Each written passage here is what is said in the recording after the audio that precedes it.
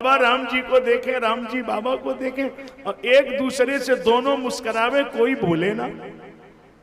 ए बाबा कुछ बोलो ना। बाबा ने कहा चुप रहो, बात मत करो, बीच में मत बोलो। अरे बाबा बीच में बोलूं तो कुछ बताओ ना, कुछ बोल क्यों नहीं रहे हो? बाबा ने कहा कौशल्या क्षमा करो, कैसे बोलूं?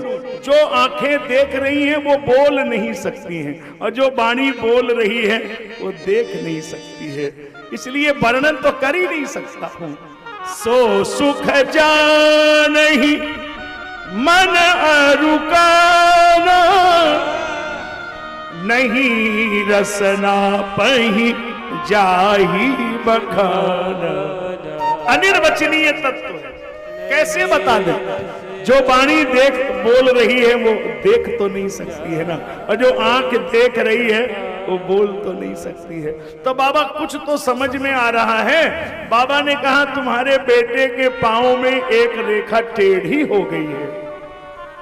एक क्या मतलब है बाबा? कहा मतलब ये है कि तुम्हारे बेटे का पांव अयोध्या में नहीं रुकेगा, चलता ही रहेगा, चलता ही रहेगा, चलता ही रहेगा, अयोध्या में नहीं रुकेगा। नहीं, अरे तो मेरा एक ही बेटा है, वो राजा बनेगा, अयोध्या में ही रहेगा। अरे देवी हमको लग रहा है कि पांव अयोध्या में नहीं रुकेगा। अरे बाबा तो कोई इलाज है क्या? बाबा ने कहा बहुत महंगा पड़ेगा। माई ने कहा हमके मंजूर है, आप बताइए कितना महंगा है?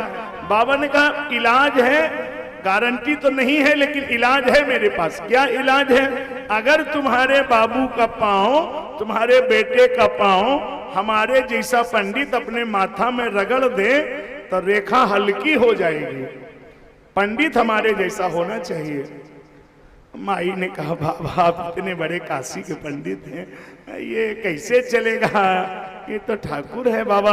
बाबा ने कहा कि नहीं नहीं, मेरे को फर्क नहीं पड़ रहा, तुम बोलो तो मैं पांव रगड़ने के लिए तैयार हूं। अरे माई ने कहा जल्दी करिए बाबा, हमको तो यह डर था कि पंडित जी मना ना कर दें, जल्दी करिए। बाबा ने पांव पकड़ के इसे माथे में रगड़ दिया।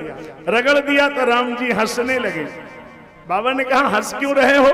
राम जी बोले जब हमारे कर्म में लिखा रहे तो तुम साझीदारी काहे कर रहे हो? अरे हम ही को भोगना चाहिए ना, काहे बीच में आ गए आप? और अगर आ गए हो बाबा तो एक अच्छी तरह से सुन लो बात। क्या लिखा तो राम के प्रारब्ध में था, लेकिन अब भोगना तुमको भी पड़ेगा। कैसे भोगना पड़ेगा? रुद्र देह तजी नेह बस बानर भय हनुमान, बानर भय हनुमान। इसीलिए एकादश रुद्र भगवान श्री हनुमान जी ये शंकर जी का ही स्वरूप है। इसीलिए हनुमान चालीसा में लिखा है शंकर सुमन केसरी शंकर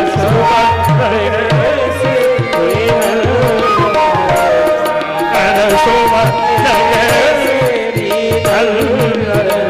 तेज प्रताप महाजग वंदन, तेज प्रताप महाजग वंदन, शंकर सुमन केसरी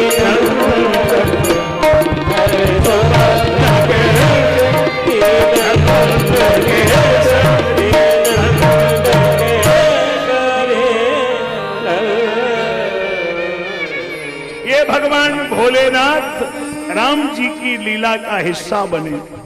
अच्छा, आज के बाद मिलना कब हुआ? जरा ध्यान दीजिए उस दृश्य पर भी जहां मिलना हुआ। कहा? महाराज वहां भी बड़ा सुंदर दृश्य उत्पन्न हुआ। लिखते हैं क्या? बोले प्रभु पहचानी परेऊ गई चरना। हम कहां पहुंच गए आपने ध्यान दिया? किष्किंधा कांड। जब हनुमान जी मिले तो क्या स्थिति बनी? ये परिचय नहीं दिया कि हम भगवान हैं, हम ब्रह्म हैं, हम ईश्वर हैं, परमात्मा हैं। नहीं, परिचय में तो एक ही लाइन बोली थी, कौशलेश दशरथ के जाए हम पितु जनमान बन आए। और अगर कौशलेश कहने पर भगवान है तो ये पुराना परिचय है ना। गोस्वामी जी लिखते हैं, जैसी कौशलेश नाम आया तो प्रभु पहचानी परऊ गही चरना, और सो सुख उमा जाही नहीं बरना। तो मैया उमा ने कहा, बाबा कई बार उनके चरणों में गिरने का सौभाग्य मिला। ये क्या बात कर रहे हैं कि आप उसका वर्णन नहीं कर पा रहे हैं? बोले देवी उनके चरणों में गिरने का सौभाग्य तो कई लोगों को मिला, लेकिन उनका चरण रगड़ने का जो सौभाग्य हमें मिला वो हमारे अलावा किसी को नहीं मिला। सो सुख उमा जाही नहीं बरना, सो सुख उमा। और जब भी ध्यान आता है उस सुख की अनुभूति में, जब भी भोले बाबा डूबते हैं तब इतने मगन हो जाते हैं प्रभु के।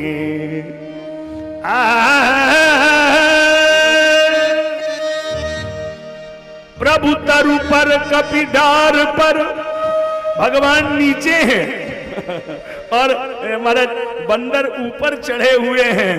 अब वो दृश्य को देख करके सुमिरी सुदशा मगन गौरी सा, प्रभु के पंकज कपि के। भगवान उस दृश्य को देख करके भोले बाबा आनंद में भर जाते हैं। इसीलिए सो अनन्य जाके असमति न टरे हनुमंत, मैं सेवक सचराचर रूप स्वामी भगवन। ये वहां पर मिलन दोबारा में हुआ। राम जी छोटे से हैं, आनंद आ रहा है। अवध में गुरुदेव भगवान पधारे तो नामकरण किया गया।